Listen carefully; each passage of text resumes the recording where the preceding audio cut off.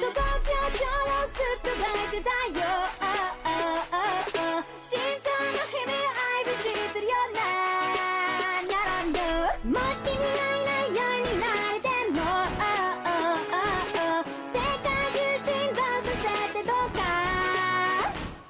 さま君はもう帰れよの列も回ってないみたいだよ小さな花はこのまみれのいちごパンケーキの様相クラブの裏に転がってる君の弟が吹いてる鼻血まみれの服脱がそうでまた夢でも見なよもしもここにまた帰るなら君の白いベースボールでさ聞かせてほしいな一つそんなが世界中に響く夢が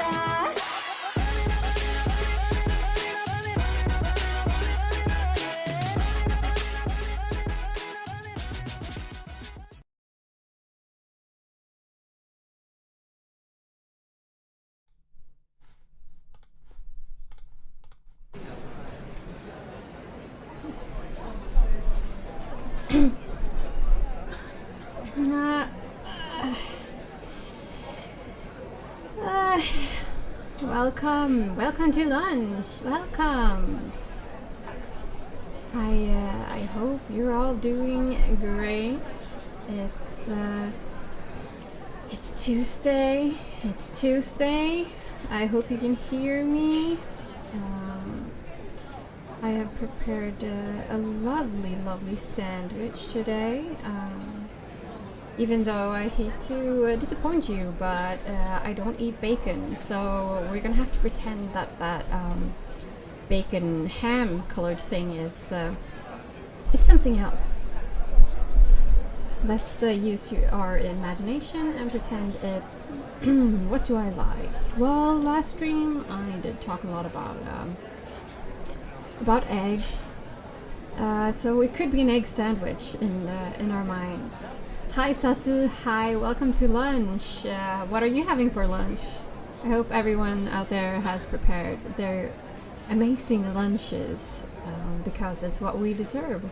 It's for sure what we deserve after a long first part of the day.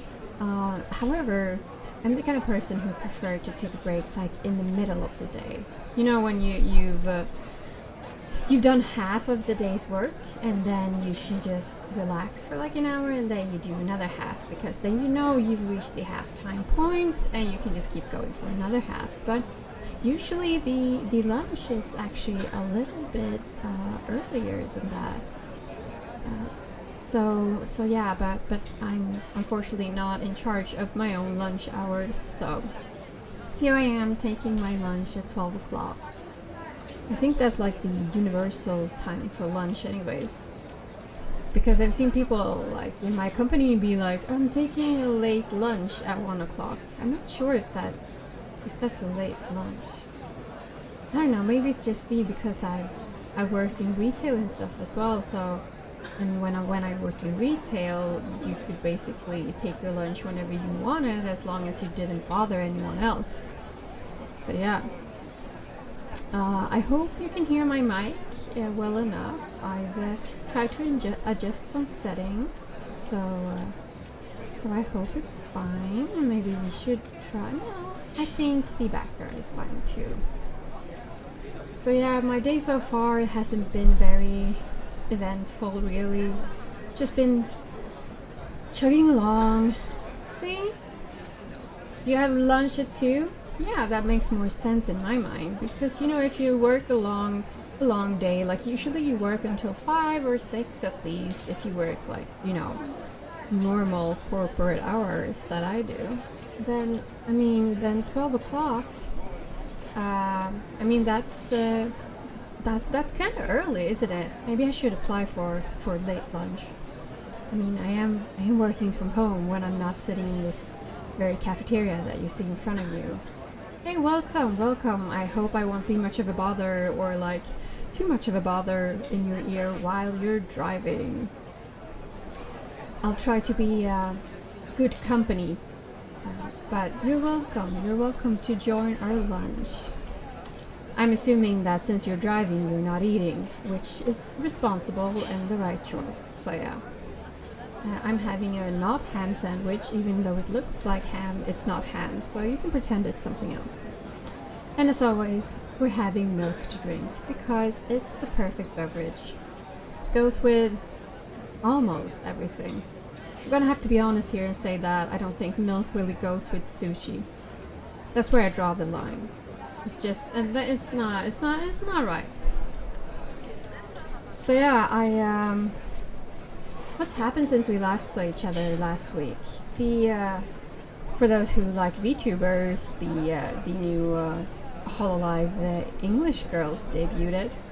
Actually, I think I touched it a little bit on it last week because they had announced the designs for them and about the illustrators who did some of the girls, which I was very excited about. So, but I actually watched all of the debuts, and at first they were supposed to, well, in my timeline they were supposed to debut on Saturday, which was fine because, once again, since I'm a corporate slave, I have weekends off, so it was perfect. I cleared my Saturday, I was ready, I had prepared snacks and everything, and then like a few hours before they were supposed to start their debut, they postponed it. So those were my Saturday plans. You're not, oh, you work at a cinema. Oh, that's so cool. So I guess that means you're closing pretty late, because cinema goes on to like 11 or something at least, I think. I mean, they're during weekends they go on for even longer, I think. But it's nice that at least the cinemas are open, and they've been closed for a long time where I am.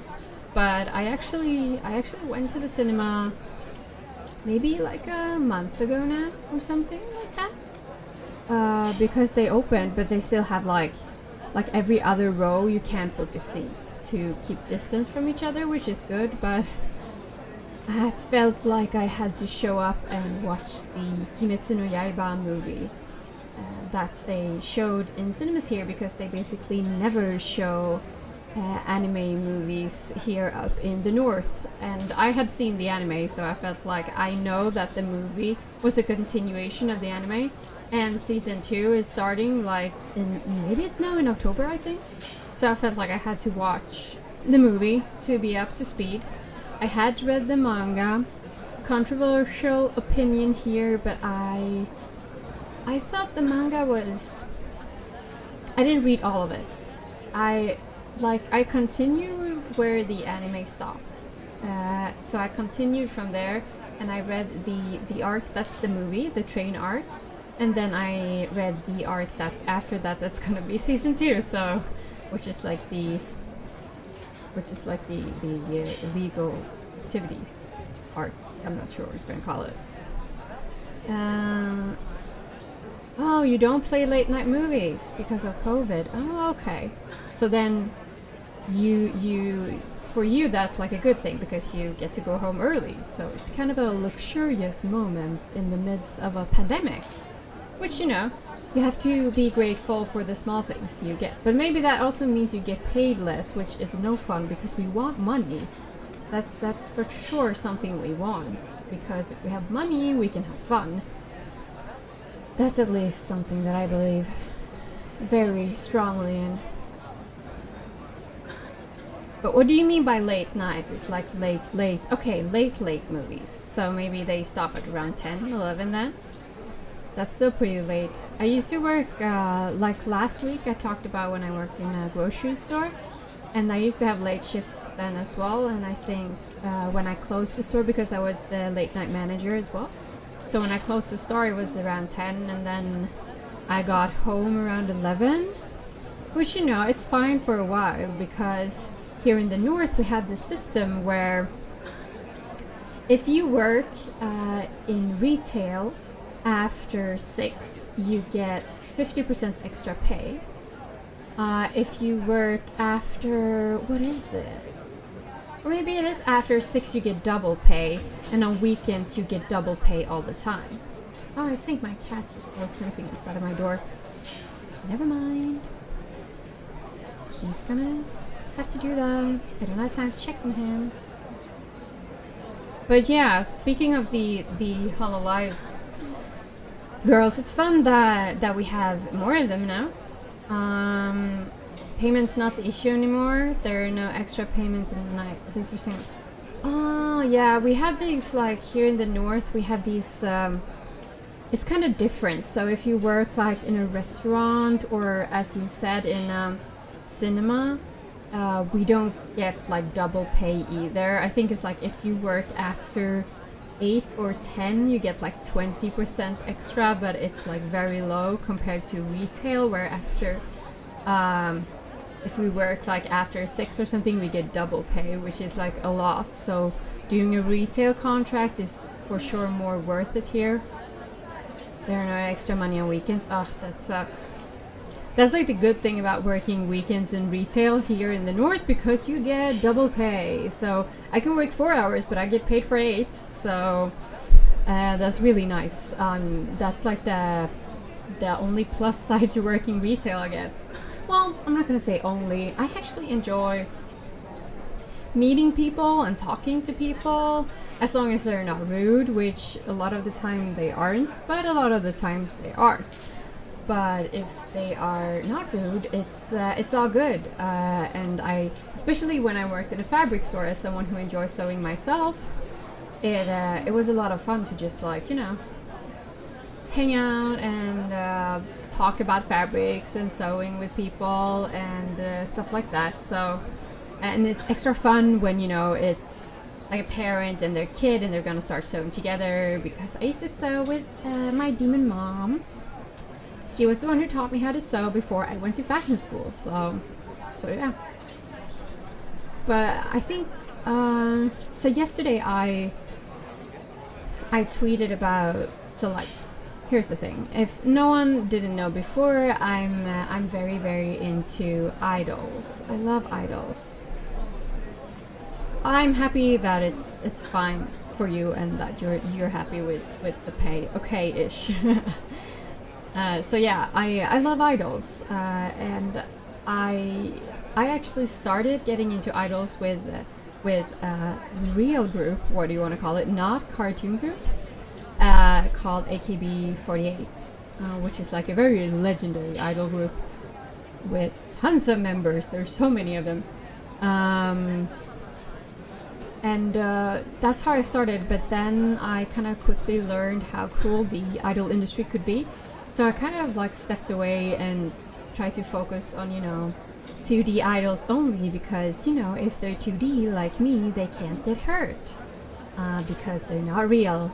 So yeah, so I did that for a long time, and then I still love 2D idols. It's like my main thing. But then a few years later, I found this group called Dempagumi, which was like a more alternative idol group, and I fell in love with them because they didn't follow the same standard or the same set of rules that AKB48 used to do. Don't get me wrong, I still love a lot of the AKB content as well, but they had a lot of scandals. I think the most well-known that actually even made international news is when Minigi Minami chose to shave her head because she was in a scandal, and that scandal meant that someone took a picture of her when she walked out of a building where a man lived. So for those people that don't know, I think most people know that there's this unspoken rule to idols where they're not allowed to date. So that was seen as a huge scandal, and usually when that happens, they graduate, or they have to do like a penalty. Sometimes, like in AKB, there's been coincidences where there's been scandals and the girls have done like, you know, charity marathons and stuff like that to like make amends for walking out of buildings where dudes live, you know. It's wild. But so Minigi Minami, she chose to shave her head and record an apology video, and she wasn't fired or let go like many other girls could be, but she was demoted to something that's called kinkyuse, which basically means that she was like a trainee status again, even if she had been in the group since the beginning. So yeah, but so things like that maybe like get more immersed into 2D idols instead, because it's like an escape, and it's like more of idealism, and it's like a more cookie cutter world that doesn't hurt the girls, which is also why I love VTubers, because it's like that middle ground, which is amazing, I think. But I found this group called Denpagumi Inc., and they were based out of Akihabara, just like AKB used to be, but their whole shtick was that they were like nerds. They liked anime, manga, games, and tried to like appeal to that kind of audience in another way. So they were very different, and their songs were like all over the place. They were a group that sang the genre of Denpa music, which is like the base definition of Denpa music is that you're supposed to shove a bunch of songs into one song. So it like changes tempo a lot, and yeah, but it's fun. It's chaotic but fun. So I liked them for many years, and I still do, because like one of their members recently, like a couple of years ago, even got married, but she didn't quit the group, and now she had a baby, but she's still in the group. She's just taking a temporary break right now to take care of the baby, which, you know, I think I'm all for idol groups breaking norms and going their own way, which is amazing. And they were also a little bit older, but then a couple of years ago, or maybe it was just a year ago or something, I found this group called Cyber, which, if you watch my very nice starting screen that I just made recently, I played my cover of the song Summer by Cyber, and I think they're amazing. They're self-produced. One of the members, she debuted when she was 31. They're amazing, or should I say they were amazing, because they're not active anymore. They broke up in the beginning of it was actually this year. It was beginning of 2021, so they had their last concert at the Nippon Budokan, which of course I couldn't attend because I'm stuck in the north because of the pandemic, which was sad, but I'll always love their music. But they are called more like what's known as alternative idols, which meant that I got more into those kind of groups, and then I found a group called So, and I found a song by them called Family Name, which is an absolutely amazing song that let me just write it in the chat if you want to look it up later. So, Family Name. You know what, maybe we can just like pause the ambience, and we can actually like just play it in the background. There we go. There's the artist, and then they've done 2 re-recordings of the song. But let's see. Let's just check so that the volume isn't too high.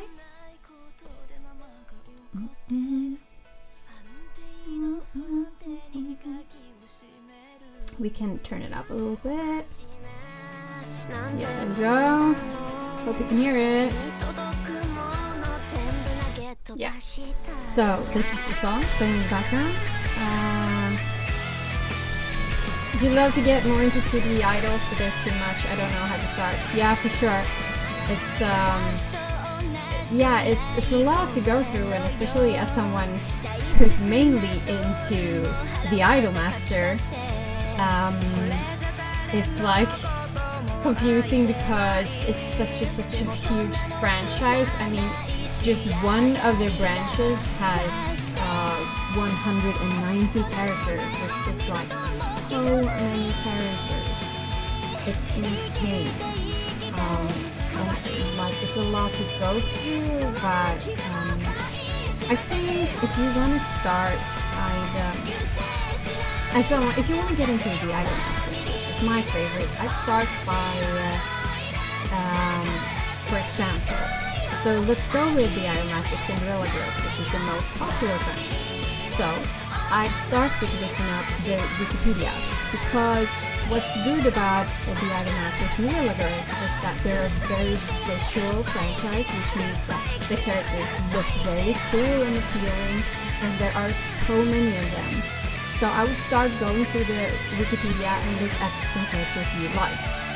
And from there on out, you can search their names on YouTube, look up songs and videos with their model. Then there's the Idolmaster anime.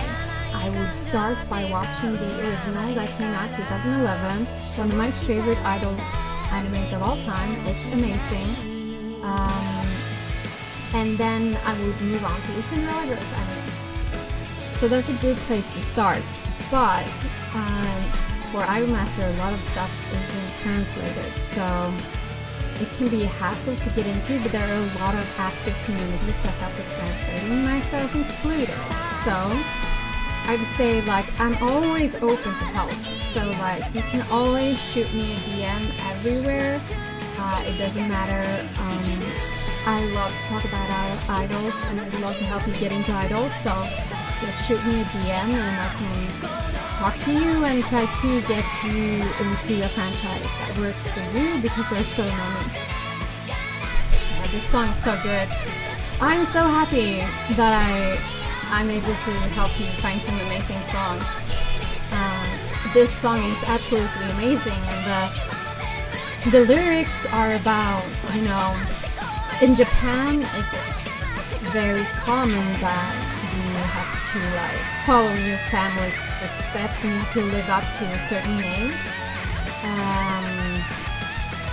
So yeah, it's about trying to forge out your own path against what the society wants you to do. You're okay with Japanese? Maybe I'll try Idolmaster. Yeah, I think you should, especially if you're okay with Japanese, and especially now there's, like, Idolmaster subs on YouTube that do amazing work. And also, which I'm gonna get to, I was gonna get to it later in the stream, but the game that I play the most, which is the main, these days it's the main Cinderella Girls game. They have their anniversary coming up, starting, well, the warm-up for it has already started. So I'm starting Sunday. I'm gonna do a tier stream where I tier all the girls, talk about all the girls. So you're welcome to tune into that to just, like, get a feel for the characters. And then I'm gonna stream every day as soon as the anniversary event starts. So I'm gonna stream the game every day, 1 hour, and so that people can get into it and stuff. And it's also a perfect time to start the game because you get a lot of free stuff. So you get, like, free gacha pulls and free jewels and so much good stuff. So, like, now it's time to start the Idolmaster Cinderella Girls Starlight Stage if you've ever wanted to get into one of the idol games. But since I'm doing, like, introduction week starting Sunday, you're welcome to tune into that, and I'll help you through the game as much as I can and start with the characters on Sunday. But of course it's a tier maker, so yeah, I'll be giving my own personal opinion about the girls and putting them in tiers, like talking about how much I like them or don't like them. So yeah, the game is called, let me write it in the chat, the Idolmaster, I'm not gonna write the at because it might at someone, the Idolmaster Cinderella Girls. That's the name of the franchise, and the name of the game is Starlight Stage. So that's the whole name of the franchise. So the whole name of the game, the franchise is called the Idolmaster Cinderella Girls, which is long in itself, but they had to add Starlight Stage to it. Just give me 1 second, I'm gonna grab some water.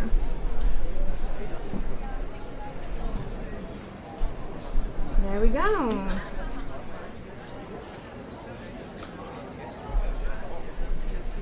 So yeah, you're all welcome to come to my Idol Master Week starting on Sunday.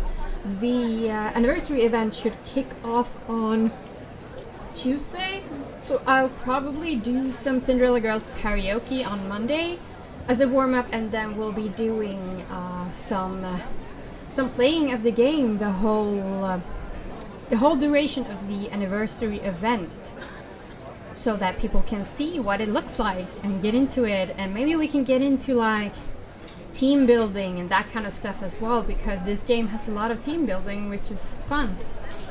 So yeah, it's my absolute favorite Idol game. I play it so much.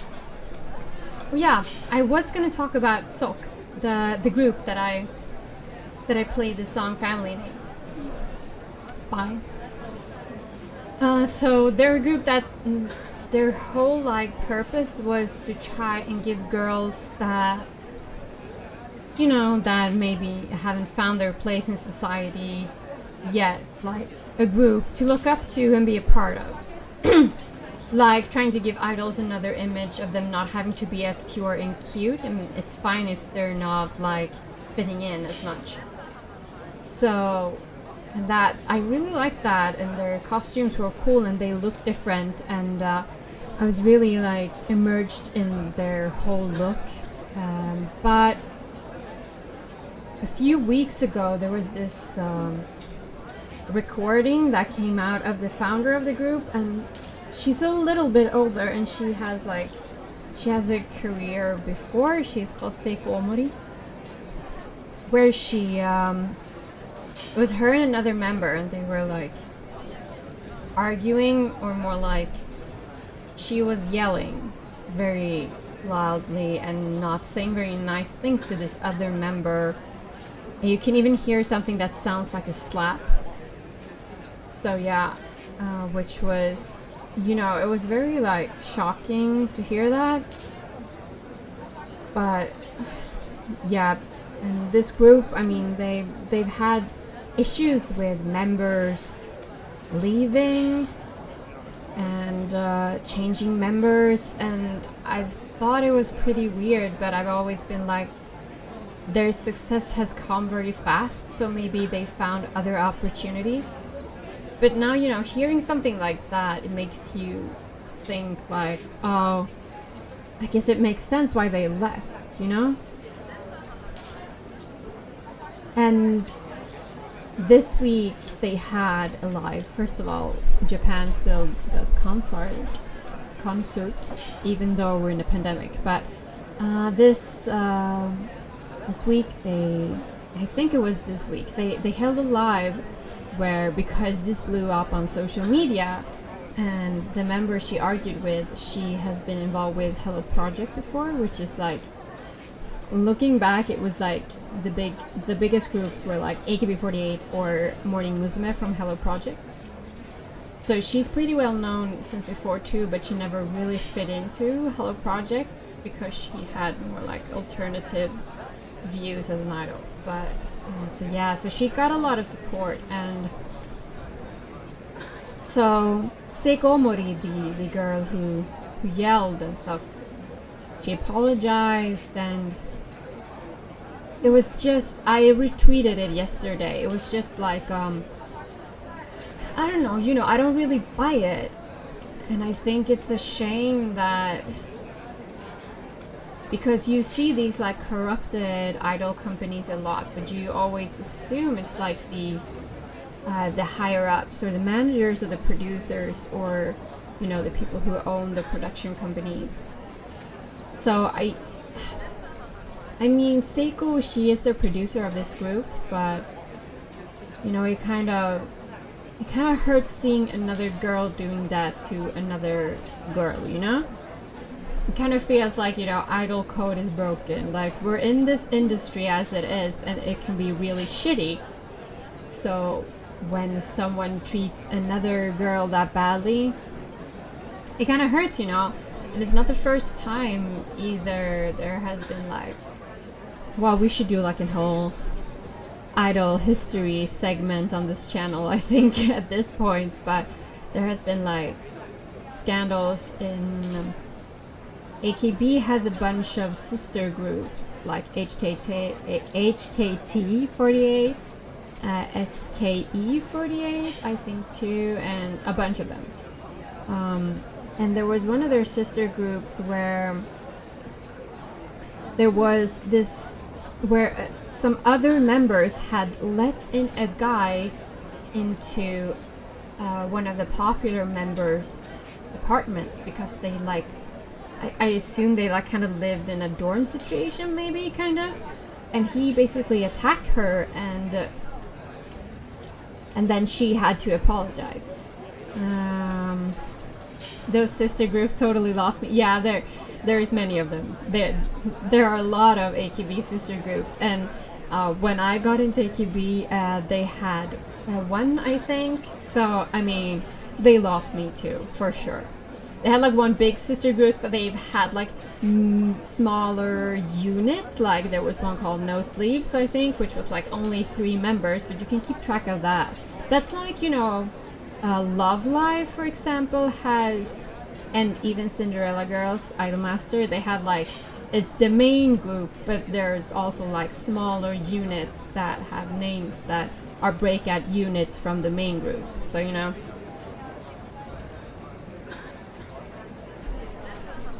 it's that sort of thing. But, you know, AKB48 were already so many members to begin with, and then they started the sister groups, so it's just like, and I mean, they even branched out overseas. They have like huge groups in like Indonesia and Thailand and stuff like that, and it's going very well for them, I think, but they've lost me.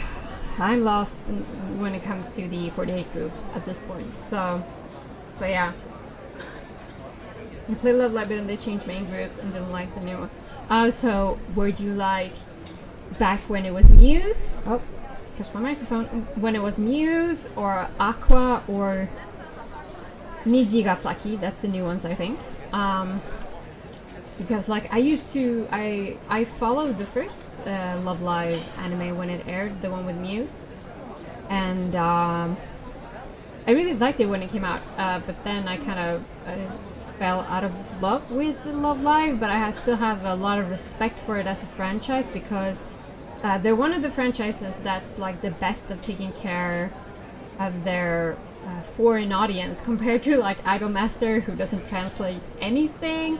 Love Live, they translate their games and they kind of acknowledge that there's a foreign audience, but Idolmaster does not. But you know, you have to struggle with something, I guess. Yeah, so yeah, Kotori and Nosumi, yeah, that's Muse. That was like my main group too. My favorite is actually Nico though. Nico and me. She's my favorite. Actually, from the original ones. I liked her character a lot. I tend to like characters that are very, you know, confident in themselves, and you know, they're not opposed to bragging. Those are the kind of characters I'm drawn to, and you know, Nico, she's like that. She has no issues with just like telling everyone how cute she is. So, but I can't say I keep up too much with Love Live these days, but I see it float by on my timelines, and I think it's nice that it's still doing so well, and it's only like getting bigger and bigger and bigger. There's even a new Love Live anime out right now, which is called Love Live Superstars, I think. I haven't watched it, but the group is much smaller. I think there are only 4 or 5 girls. And so far, it seems like the reception is pretty good for it. I've seen a lot of people say that they really like that the new main character isn't as main character, if you understand what I mean. Like, usually, like, take Honoka, she's very, like, you know, always positive and stuff like that. And it seems like this character isn't, like, as blindly positive all the time. That's what I've seen online, at least. Didn't even know there were anime? Yeah. I think the first thing that came out for Love Live was these like music video clips, and then came the anime, and then came the idol rhythm mobile games. I think that's the order of it. I know when I started when the first anime was airing, when I watched it, there wasn't any mobile games. But then they showed up, and I learned the cruelty of gacha. I'm actually getting my second vaccine shot today. In a few hours, I'm gonna go and get poked for the second time.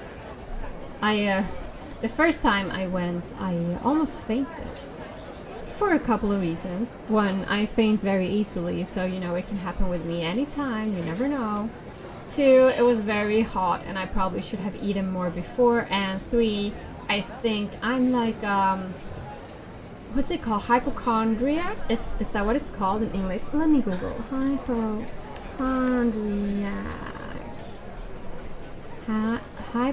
Yeah, exactly. So it's called a hypochondriac.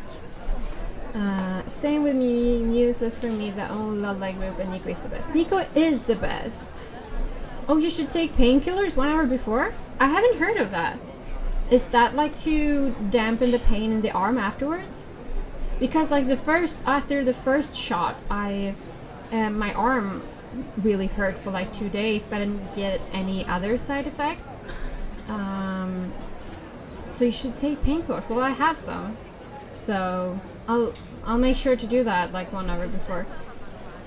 Thank you for the tip. But yeah, so I have this. I'm not afraid of needles per se, but I have this fear of like things underneath your skin. Like for example, I'm very afraid of like an IV drip, because the needle is stuck underneath your skin. Like they're dripping stuff into your skin. At least in France, they asked to do it after the first one and before the second. Oh, okay. We haven't been instructed to do that, but I'll take any safety measurements I can. So I'll for sure take one. Perfect. Thank you. Things like that's underneath your skin. Like it freaks me out. So I think like the whole, being a hypochondriac and, I think it's difficult to let go of that, like, what if it's not safe? But I feel like I owe it to society to take the shots, It wouldn't be, like, fair to like, everyone else. And, people are dying. So I feel like it wouldn't be fair to just not take it as part of society, so I'm gonna do it. But hopefully, well, it's for sure not as hot out today, so hopefully there won't be any fainting, and I hope I don't get any bad like after effects from it, since I have a stream scheduled tomorrow, which is a karaoke stream. So I hope I'm not gonna come down with some fever or something. You faint looking at those kind of things. Yeah, it freaks me out so much. Luckily, I've never had to have an IV drip or something like that. So for some reason, like tattoos and like the thought of getting a tattoo doesn't freak me out. But maybe it's because like it's on top of the skin when they do it. But I mean, the ink still goes into the skin. But I don't know why. Tattoos are fine. But it's just like, also here in the north we have like, there's this contraception thing you can do. Hey, welcome. How is everyone? I think we're pretty good. We're enjoying our lunch. But here in Sweden, in the north, there's this like for safe sex, you can put in like a little thing that's like almost like a chip. Welcome. Hello from Reddit. I'm happy you found my post and came here. So you can put it like it's underneath the skin, but you can like feel it from the outside of your arm, and it's pretty nasty. I had a friend who had it. Yeah. You have this? Oh, okay. They have it in France too. Yeah. It's I understand that. I can 100% understand that, because I had a friend who used to like be like, have you seen this? And then she just like showed me the thing underneath, like underneath the skin, and it kind of just really freaked me out. It's not nice. Not nice at all. So yeah.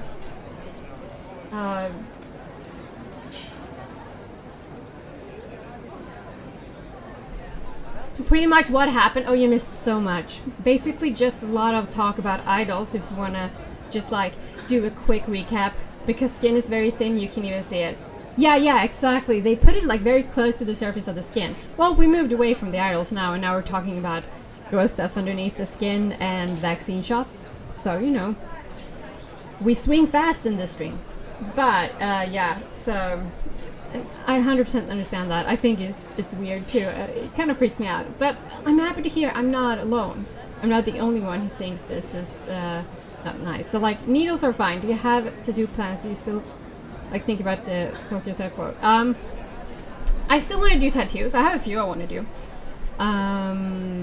But I chose to just like postpone it for many reasons. One of them being that I couldn't afford a tattoo.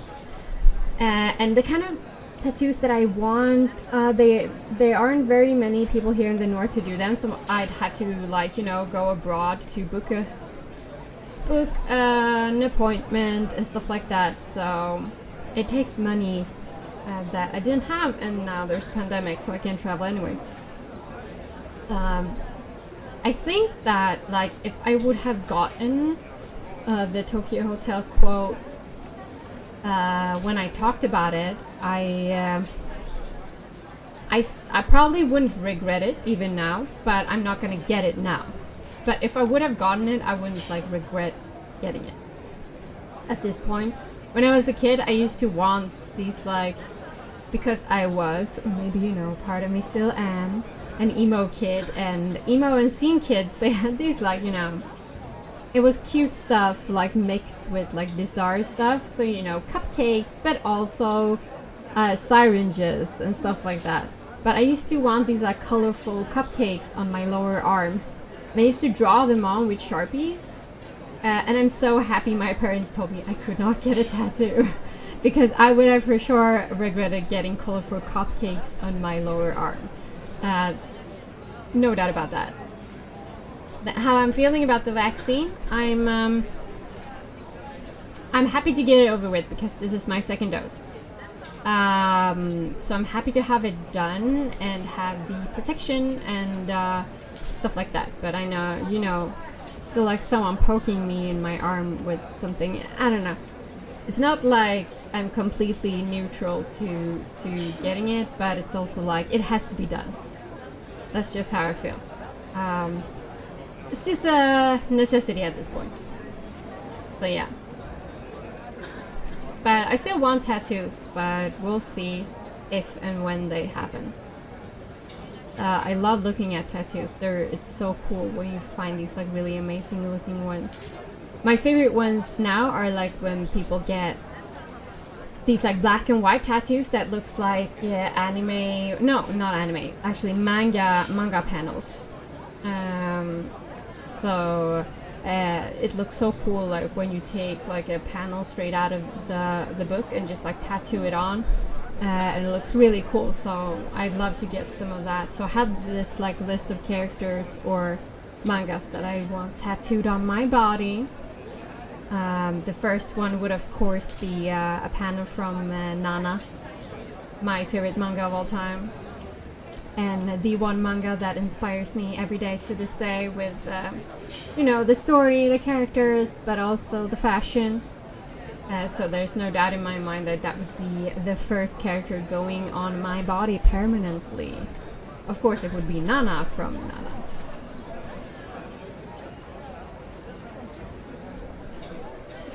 I actually talked to like an old friend about Nana the other day because she recently started the anime. She had read some of the manga but not the anime, and she asked if the anime was good, and I said that it is good because you get the music. Like for those that don't know, Nana is a manga that came out, I think it came out like 2000, 2001 or something. Maybe it was even later or earlier than that. Maybe it was the 90s. Anyways, by Ayasawa, who's an amazing mangaka. And it's about like mainly two bands, like a punk band and a rock band. And you know, when you read manga, you don't hear the music. But when you get it animated, you get actual music, which is, I think that's the main selling point of watching the anime, because you're way more immersed when you can hear the music, for sure. So yeah. But I feel like some of the detail in the clothing and stuff like that, it get lost from the manga to the anime with the manga, but it became so sad. Yeah, Nana is very sad. I usually say, like, when you read it at a certain point, you're like, oh, this good thing happened, so what bad thing is going to happen next? It's like, when something good happens, something bad always has to happen afterwards. So it's like, when I read it the first time, there's this, like, I don't want to spoil it because it's like a huge spoiler, and this manga isn't even finished yet, but so when I read it the first time and I reached a certain point, and I was reading it late at night, like I was staying up too late. I shouldn't have stayed up that late. And I was sitting downstairs. I had this like room that I shared with my sisters that was like a hobby room. And I hadn't taken off my makeup, so I read it and I started crying so much because it's so sad. It's like soul crushingly sad. And then for some reason, like my mascara started like really stinging in my eyes, so I couldn't keep my eyes open. And this room had a bathroom, so I tried to struggle to like having my eyes closed and still like being like trying to find the bathroom while closing my eyes. And then when doing so, I walked into a bookshelf, and it made a quite big sound. So my dad came down like in the middle of the night, and he was like, oh my god, what's wrong? And he just finds me standing there, you know, makeup running down my cheeks and just like crying. And of course his response is like, oh my god, what happened? Are you okay? And I'm just trying to like form these words, and I'm like, no, it's nothing. And he's like, but you're crying. And I was like, no, you don't know. It was just a manga. And as soon as I said that word, he was like, oh. And then he just walked away, left me there. But you know, when you come down and your child is like crying a lot, and like the makeup is running and there's like a bunch of noise, I understand that he was like concerned, but it literally was nothing because it was just a story I read. But yeah, I think Shin was my first manga crush. Yeah, Shin is very cute. He is very cute. All the guys are very well dressed, which I appreciate. I couldn't say that word. Appreciate a lot. I think my favorite like dressed male in the series is Nobu. I love his style so much, so much. And yeah, I think I scared the living shit out of him at first, because he must have thought something really like serious happened, because there was noise and I was crying, and then I was just like, but it's a manga, and he was like, okay, I'm walking away. But yeah, and I love Vivienne Westwood so much because of Nana. Yeah, same. That's how I found the brand too, and that's actually the main reason. Like, so Vivienne Westwood, the designer, one of her biggest like markets. Even today, like 20 years after Nana had its like golden days, Japan is her biggest market, or one of her biggest markets. So like the fact that Ayasawa put the Nana characters, the Nana characters in the clothing, that gave that brand such a boom that have lasted till this day. So Japan still has these like exclusive things that none of the other countries get. So it's really cool that she managed to make such an impact and such a like boom for the brand in a country like that. But it's my favorite brand too. I think you can see in my choice of clothing, as a person, that I'm very influenced by punk, and Nana Osaki is for sure my daily style icon. She dresses amazingly, but you know, I think it's a difficult style that she has to like imitate, because like she always walks the fine line between looking trashy but also looking very fashionable. So trying to like emulate that or copy it into real life is always a struggle. And so dreaming of that jacket with half a heart on each side and whole heart. Yeah, the jacket, the heart jacket. I'm gonna spoil this for you, but I actually own a heart jacket. I don't have the one Nana has is like a first edition love jacket in red, and those, I think if you find them in secondhand, they go for like so try to convert this into like, let's go for dollars. So they're like over $3,000, I think, if you find them secondhand, because they don't make them.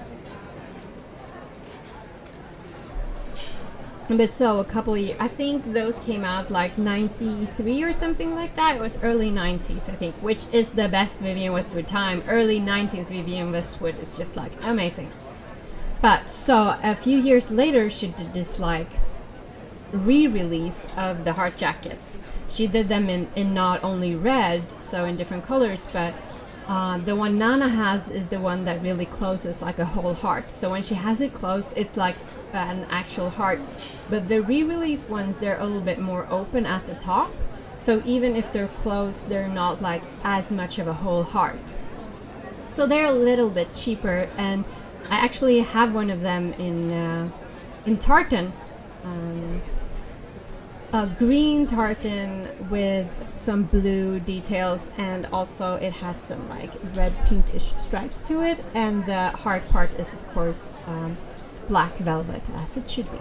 But it's an amazing jacket, even if it isn't the original. But owning the original love jacket in red is like one of my holy grail goals. It would be amazing to own it. I know what you mean. It's an amazing piece for sure. For sure. So yeah, I think my friends, that it's time for my next meeting soon. You know, corporate life is calling. This has been amazing. I'll be streaming tomorrow again, doing some karaoke with the theme of idols to kickstart the next week. Or, you know, it starts on Sunday, which will be my Idolmaster everyday stream week, where I play Idolmaster every day of the week to celebrate the anniversary of the Idolmaster Cinderella Girls Starlight stage, and to get more people into the game and introduce it to people that might not be as familiar with the franchise or the game and want to get into it. So starting Sunday, we'll be grading and evaluating the characters, 190 characters from start to finish. Thank you so much for hanging out, and yeah, I hope my vaccine doesn't, fuck me over, and I'll be streaming tomorrow at 8 if it doesn't. So thank you so much for hanging out. Bye!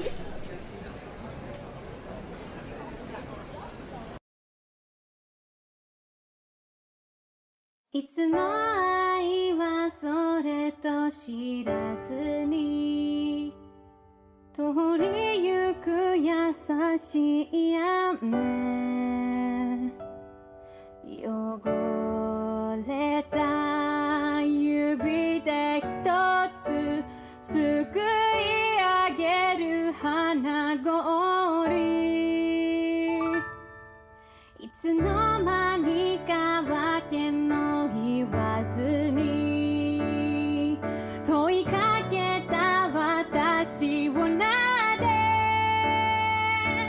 降りてゆく夏の帳振り返らぬ影星おどけた歌声重ね